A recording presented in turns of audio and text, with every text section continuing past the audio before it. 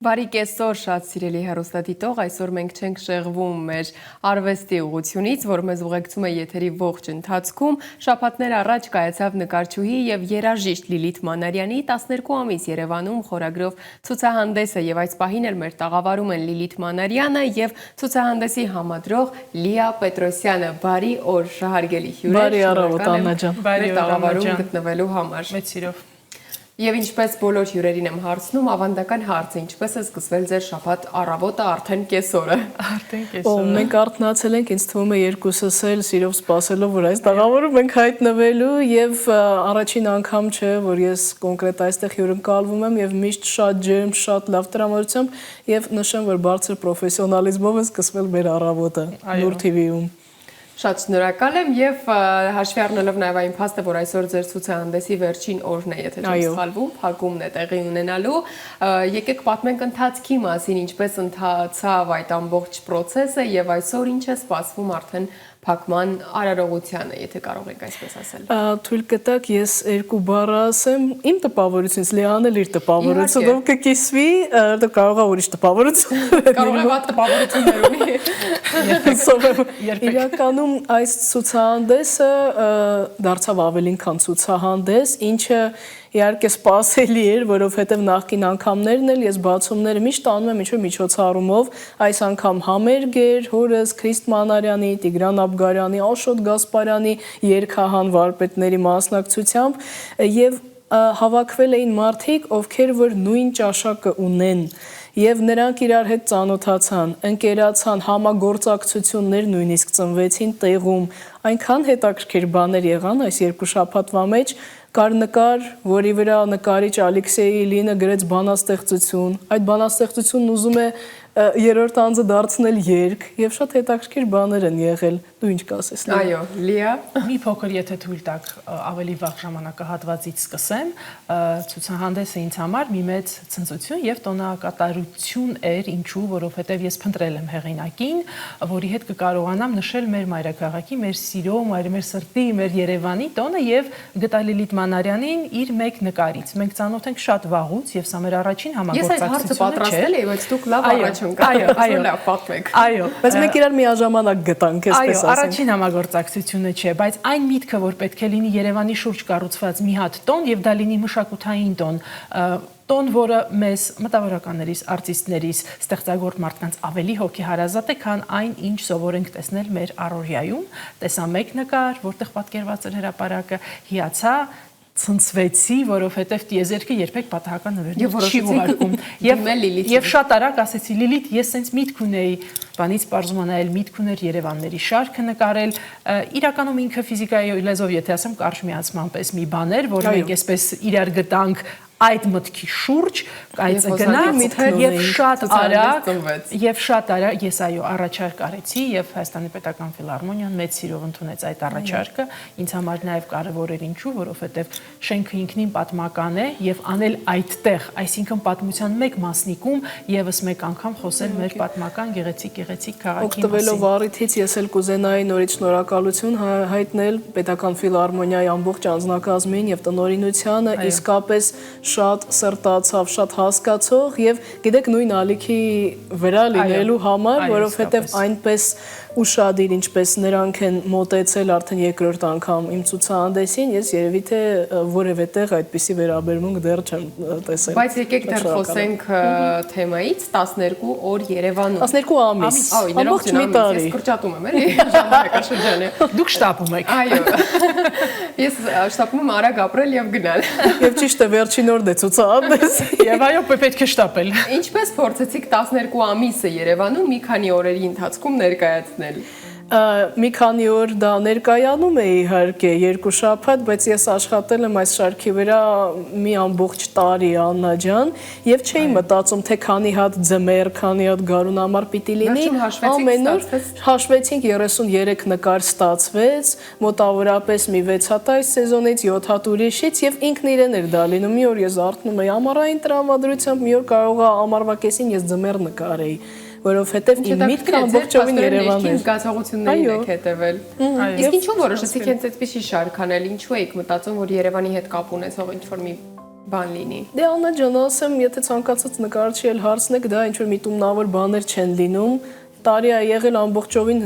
հրաշալի ինչ որ հրաշք կերպարներ եմ նկարել, ֆանտաստիկ եւ դարձել է Cosmic Party ցուցահանդեսը։ Այս տարի պարզապես կլանել էր Երևանը, շատ սիրում եմ, միշտ եմ նկարել, մայլ փորձեցի յուղամատիտներով, պաստելներով լիքը Երևան անել եւ ստացվեց։ Այո, ֆանտաստիկ գունեղ մի շարք, որը իսկապես արտացոլում է Մեր հեռուստադիտողներն այս պահին դիտում են ձեր նկարները մեր էկրաններին, մինչ այդ ես առաջարկում եմ նաև խոսենք այն մասին, քանի որ բացի հենց բուն ցուցահանդեսը, նկարների ցուցադրումը, նաև բանաստեղծական, երաժշտական հատվածով է ուղեկցվել ձեր ողջ ցուցահանդեսը, պատմենք նաև այդ մասին։ Ամենասկզբում բացման օրը ավելի շատ երաժշտական օր էր դա եւ ես կարդացի երկուսին բանաստեղծություններից, իսկ այսօր փակման օրը, որին սիրով բոլորին հրավիրում ենք, այսօր ժամը 6-ին Պետական ֆիլհարմոնիայում Լիան եւ ես ընթերցելու ենք մեր բանաստեղծությունները, Լիան էլ է հրաշալի գրում, նա պոետ է, ես էլ իմ ստեղծագործություններից, որոնք որ այս կամ այն կերպ կապ ունեն քաղաքի հետ, քաղաքային շնչով են տոգորված եւ շատ տաղանդավոր Սիմոնը Շամուրադյան մեզ նվագակցելու է եւ երգելու է իր հեղինակային ստեղծագործությունները գիտարով։ Այո։ Այսպիսի երեկո։ Երևանի մեծ սիրահար, որովհետեւ լինելով ռոք երաժիշտ անցյալում, նա հիմա ընտրել է հեղինակային երգի ճանապարհը։ Նրանք շատ են համագործակցել։ Այն բոլոր համագործակցությունները եւ փորձերը, որոնք մենք արել ենք իմ պոեզիայով եւ նրա երաժշտական մոտեցումներով, պետք է ասեմ, բավականին տարբերվող են լինում այն դասական հեղինակային երգ երևույթից, հարցը նրան չի, որ ես ինչ որ մեկը արժևորում եմ կամ թերարժևորում եմ կամ վերեմ, ոչ, ուղղակի կա տարբերություն եւ ես դրա ակունքը տեսնում եմ նրա ռոք անցյալի մեջ, ասեմ, որ ֆանտաստիկ պերսոնաժ է, որովհետեւ շատ արագ է կարողանում ներխուժել քո ստեղծագործական տիրույթը, երբ դու հրավիրում ես։ Եկեք եւ լսեք։ Այո, եւ պետք է նաեւ մի փոքրիկ գաղտնիք բացահայտեմ, որ այդ փոքրիկ բանաստեղծությունը, որը գրվեց Լիլիթի ստեղծագործություններից մեկի կապակցությամբ Ալեքսեյ Իլիին, ճիշտ եմ հիշում անունը, նրա կողմից, 3 փորձ էինք անում այսօրվա երեկոյի համար եւ երեկով նստած էինք եւ Լիլիթը ոգևորելով ունալ երաժշտական կրթություն, որը չունեմ ես, այսպես ասած, ոգևորելով եւ հուշելով ստացվեց եւս մի երգ, որի հիմա պիտի աշխատենք եւ ինքը դառնա մի ֆանտաստիկ մի բան։ Ես հենց ուզում էի հարցնել, թե ինչպես ստացվեց ձեր այդ տրիո համագործակցությունը, բայց փաստորեն Լիա ես եմ հանցավորը, որովհետեւ ներգրավվել եք։ Այո, մենք ծանոթացանք մոտ 1 տարի առաջ եւ քանի որ նա էլ հեղինակ է եւ նա էլ գրում է ֆանտաստիկ։ Իդեպ ասեմ, որ նա էլ է երգելու իր երգերից այսօրվա երեկոյի ընթացքում, միայն ինքը մեզ ընկեր չէ դառնում։ Թե մենք 3 համախոհ ենք, ներկայացնում ենք մեր զգացածները, թե ինչպես ենք մենք ապրում, ոնց ենք զգում եւ սա եւ մեր ընկերներն էլ ովքեր արդեն գիտեն, ուզում են գալ եւ բոլոր մյուսները մենք համախոհների ակումբ ենք այսօր լինելու երևանասերների։ Փորձում անեն, որ այդ շատ ինտիմ ստեղծագործությունը բանաստեղծություն կլինի, թե կտավ կլինի, դառնա համամարտկային, համահայկական եւ բոլորի սրտին դիպչի։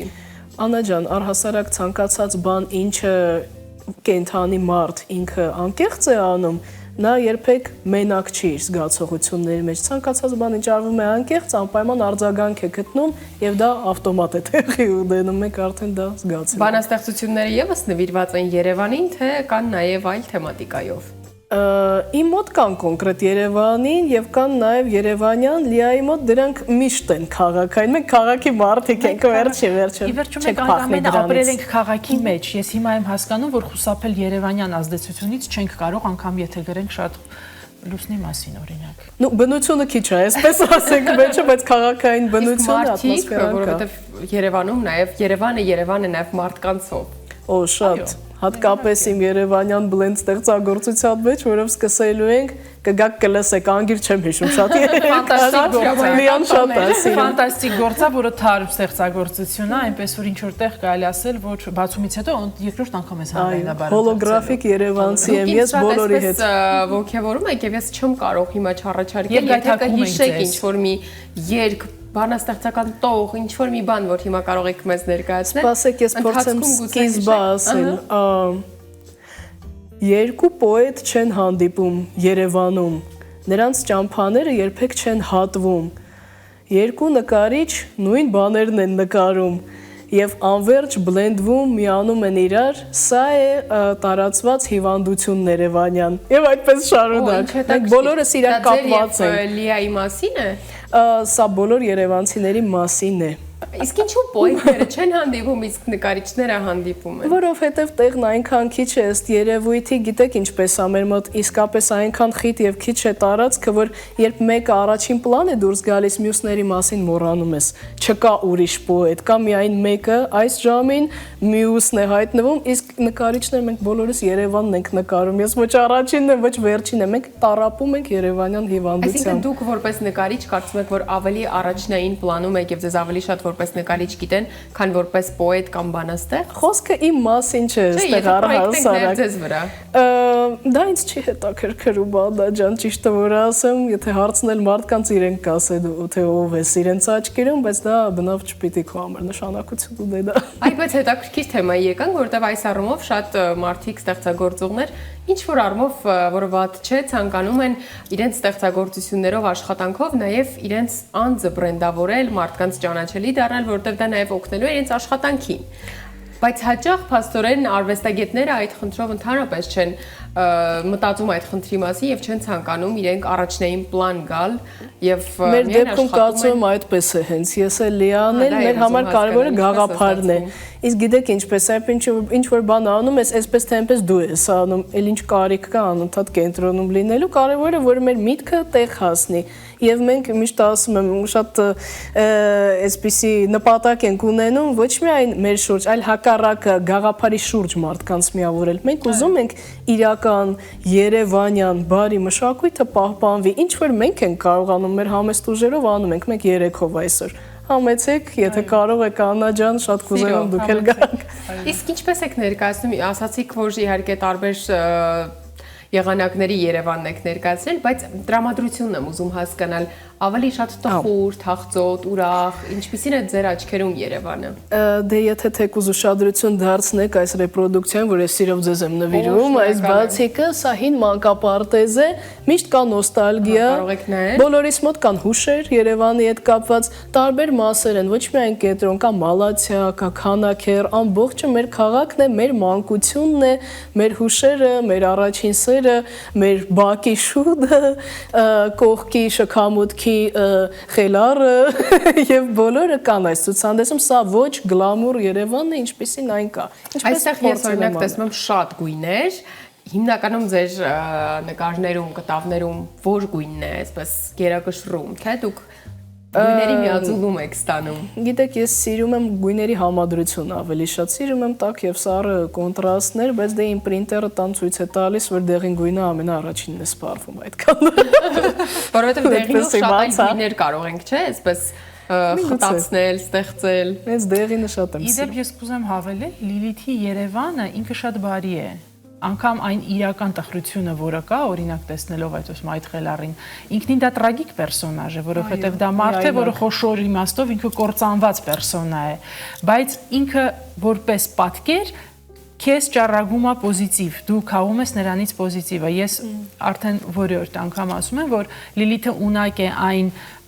ինչը չարն է, ինչը նեղում է քեզ, ինչը ջղայնացնում է, ունակ է դա թաքցնել եւ հանել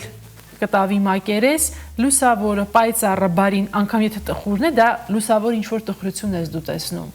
Դա մեծ շնորհ է, որպես ես պիտի այո դա ասեմ, որ դա մեծ շնորհ է, ամեն նկարիչ ունակ չէ դա, որովհետև երբ դու անում ես նկարչություն, եթե դա ստեղծագործություն է, ոչ թե դու պարզապես վարժություն ես անում, դու ունես ազդվածություն երևույթից եւ դու պետք է ունենաս լուրջ ներուժ, որպեսզի այդ ազդվածությունը կարողանաս տրանսֆորմացնել։ Այսինքն անմիջապես դնել ցավը կտավին շատ ավելի դյուրին է, քան փորձել այդ ցավացնող հատվածը հանել եւ թողել դրականը, որովհետեւ արվեստը մեծ ազդեցություն ունի դիտողի վրա։ Դա սկզբունք է Լիաջան մարդկայինի մոտ։ Ձեր Երևանն ինչպիսին է, ձեր աչքերում, ձեր մտքերում, Լիա։ Իմ Երևանը անցյալից է,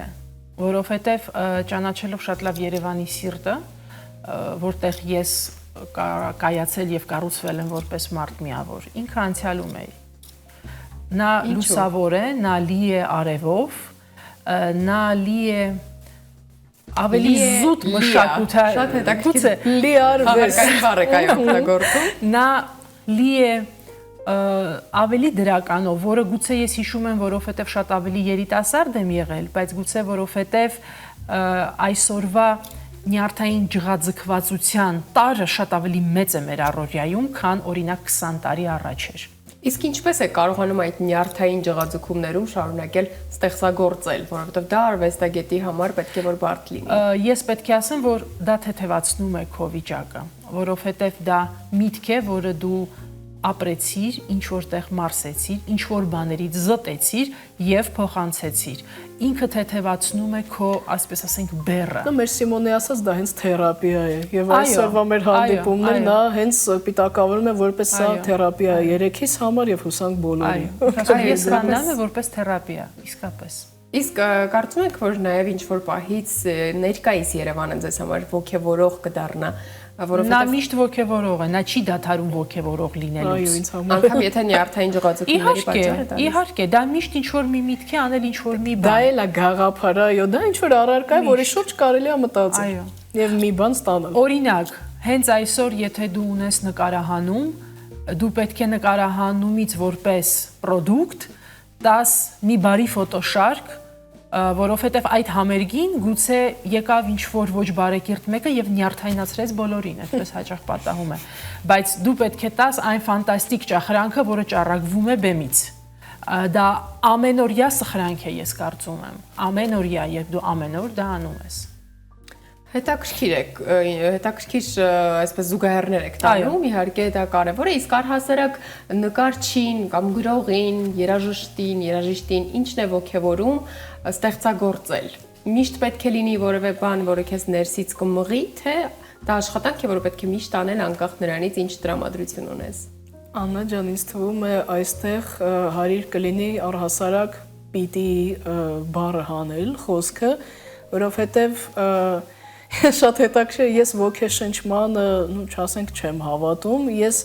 դրան անդրադառնում եմ ամենավերջին հերթին։ Սա կարիք է, սա ինչ-որ բան է, որը դու անում ես, որովհետև դա է քո ունակություններից մեկը այս կյանքում։ Չէ՞ որ ամեն մեկը գալիս է որոշակի ունակություններով եւ նպատակով այս աշխարհ։ Եթե դու դա չանես, օրը անցնի դու չես, դու քեզ պարզապես մարդ չես զգալու։ Ինչպես է կարելի ջուր չխմել, չսնվել, այդպես էլ իմ պարագայում չի կարելի չնկարել։ Եվ այստեղ պիտի բառը այդպես է ստացվում, որ եթե դու դա չանես, դե էլ ինչ ես անում այսօր։ Իհարկե բոլորս էլ ունենք ընտանիք, հետաքրքրություններ, բայց շատ կիսատես եւ դա պիտիով չի, դա այնա ինչի համար դու շնչում ես, այսպես է։ Իմ պարագայում այդպես չէ։ Պիտի լինի ոգեշնչում։ Ահա, հետաքրքիր հակադրություն է։ Պարտադիր։ Եթե այդ ոգևորությունը չկա, չի գրվում ոչ մի տող։ Իսկ եթե ոգևորությունը կա, կարագրվի 100 բանաստեղծություն 1.5 ամսվա։ Իսկ ինչից եք հաճախ ոգևորվում կամ չոգևորվում։ Ամեն ինչի ակունքում ես մարդ եմ, որը շատ կարևորում է էմոցիոնալ հատվածը մեր կյանքի, ինձ համար էմոցիան շատ կարևոր նշանակություն ունի, որից ես պիտի ազդվեմ։ Լինում է, որ էմոցիա չլինի փաստորեն երկար ժամանակ, առհասարակ։ Նա կարող է չլինել այնքան տևական, այնքան ոչ զորեղ, որ քեզ չի դրթում, որ դու ինչ-որ մի պրոդուկտ։ Բայց դա բարդ է, չէ՞, երբ արվեստագետի աշխատանքը հենց իր ստեղծագործությունն է եւ եթե նա էլ շատ էմոցիոնալ դաշտի հետևից ընկնող մարդ է, ինչ որ պահի կենցաղը գալիս է արդեն հարցեր տալու եւ ասելու, որ ժամանակն է գումար աշխատել։ Ախ, այդ կենցաղը։ Ախ, այդ կենցաղը իմ պարագայում ես կարող եմ այլ զուգահեռ կամ օրինակ դա անվանենք բերել։ Որպես աշխատանքի բնույթ ես այսօր ունեմ արվեստը համադրելու, ցուցահանդեսներ կազմակերպելու մեկ ուղղությունը, որը միշտ հեղինակը երբ հայտնվում է իմ կյանքում, դա միանգամից էմոցիա է։ Որովհետև ես այդ ընթացքը ապրում եմ այդ հեղինակի հետ։ Մենք կես տարի առաջ մոտավորապես եկանք համաձայնության, որ անելու ենք միասին եւ մեզ ասեց ֆիլհարմոնիան, այո, դուք կարող եք անել մենք։ Ես արդեն այդ կես տարին անընդհատ ապրում եմ հեղինակի հետ, իմ մտքով։ Բայց որպես նկարիչ, ես չեմ նստի ու սկսեմ փնտրել Ես պիտի տեսնեմ ոգևորում, ասեմ, ինչ գրաֆիկական գիծ եմ ես տեսնում։ Որպես պոետ, կներես Լիլի ջան, ես պիտի այդ ազդեցությունը ունենամ։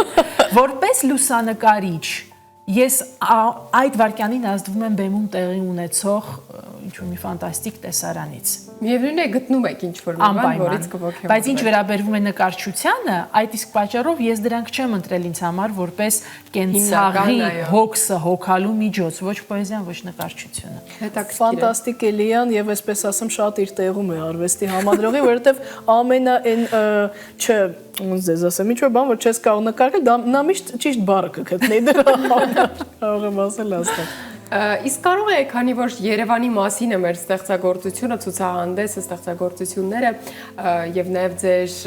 պոետիկ բանաստեղծությունները, նաեւ գուցե ինչ-որ մի երգ, ստեղծագործություն հիշենք Երևանի մասին փոքրիկ եւ նվիրենք մեր հեռուստադիտողներին։ Հատկապես վերջերս Երևանի տոնն էր եւ կարծում եմ այս առիթով հրաշալի եւ հպարտությամբ պետք է ասենք, որ Հայաստանի Պետական Ֆիլհարմոնիան որպես հաստատություն, որի բուն առաքելությունը երաժշտությունն է, Երևանի տոնը շնորհավորեց Լիլիթի աշխատանքներից մեկով, որում նա պատկերել էր Հայաստանի Պետական Ֆիլհարմոնիայի շենքը եւ այո, մեր մասնագետը, որը անիմացիայով է զբաղված, motion design-ով է զբաղված, ստացեց հետաքրքիր շարժում եւ մենք հպարտացանք, նայեցինք իրար եւ ուրախացանք։ Ինչը վերաբերում է երաժշտության, իհարկե համանուն օրացույց էլ կա 12 ամիս Երևանում, որը մենք արտադրեցինք այս նույն նկարների 12 ռեպրոդուկցիայով եւ նա երաժշտական է։ Մեջը կան ամեն ամսվա վրա երգեր QR կոդերով Երևանի մասին։ Մեկը կարող եմ մի հատված երգել, որի բառերը ես եմ գրել, երաժշտությունը իմ լավ ընկեր Տիգրան Աբգարյանը, կոչվում է Վարդագույն քաղաք։ Հիշում եմ ես իմ վարդագույն քաղաքը, անվերջ էին օրերն ու անծայրած իր մեր բակը, իմ առջև մերոնց ուրախ դեմքերն են սուտ ասան, իմ մանկության ընկերը փողոցում որտեղ ապրել եմ ես, յասամանը դեռ ծաղկում է տես, պատանի է մեծ քո սիրտը մնացել, չի ծերացել, կարոտում եմ քեզ ամեն վայրկյան, առաջին իմ սերն ես Երևան, քո ջրի պես անապակ իմ վարդագույն քաղաք։ Այսքանը։ Հրաշալի է, շնորհակալ եմ, այսօր մեր երկրորդ թեման է, որ ավարտում ենք մեր զրույցը այսպիսի հետաքրքիր եւ լավ կատարումով, շնորհակալ եմ մեր տաղավարում գտնվելու համար, իսկ մեր հեռուստադիտողներին հիշեցնենք, որտեղ այսօր կարող են գալ եւ դիտել ցուցահանդեսը, նկարները, ներկա լինել գրական երաժշտական երեկոյին, այո, ժամը 6-ին, չմոռանաք։ Շնորհակալ եմ։ Ձեզ եւս շնորհակալ ենք շատ հետաքրքիր զրույցի համար։ Շատ ջերմ միջավայրի համար։ Շնորհակալություն։ Սիրելի հեռուստադիտող, այսպիսով ամփոփենք այսօրվա մեր եթերը, շնորհակալություն հայտնենք նաև մեր գլխավոր գործընկերոջը Արփինետին մեր եթերն ապահովելու համար, իսկ ձեզ ցանկանանք արդյունավետ ու հաճելի հանգստյան օրեր, կհանդիպենք։